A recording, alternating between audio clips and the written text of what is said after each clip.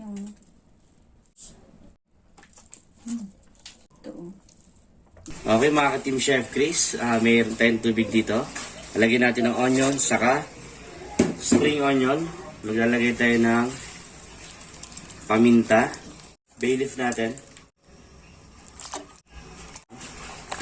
Pakuluan na natin ang ating beef shank for about 1 hour and 30 minutes. Check natin yung karne natin kung gaano siya kalambot. Okay mga ka-Team Chef Chris, luto na ang ating karne. Pinakuluan natin siya ng 2 hours and 30 minutes. So pwede na siya. So isa-set aside muna natin ang ating karne. Then magsusote tayo para sa ating sauce. Cooking oil, maglalagay tayo ng cooking oil. Then sautein na natin ang ating ginger.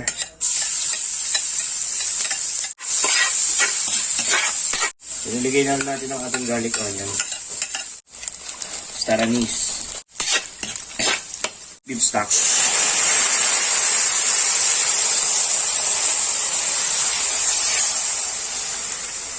Yung pinaka-carcass niya tatanggalin natin. Makikita nyo naman yung mga bubula na yan. Tatanggalin natin yan. Yan yung mga fat ng meat na pinakuluan natin.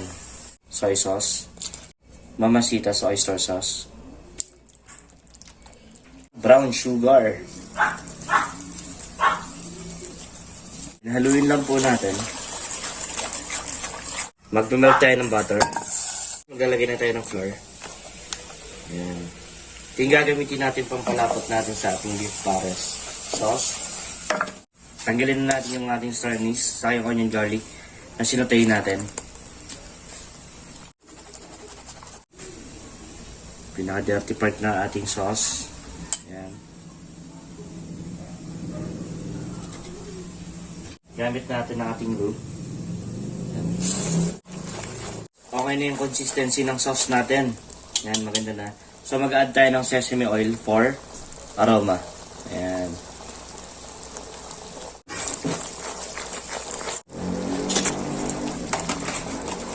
Tingnan natin bulalo.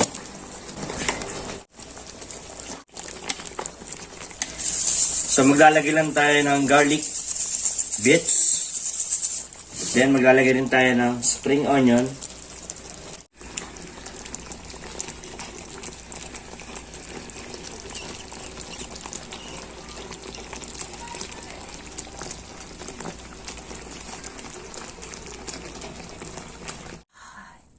Sarap nito. Ang lambot niya.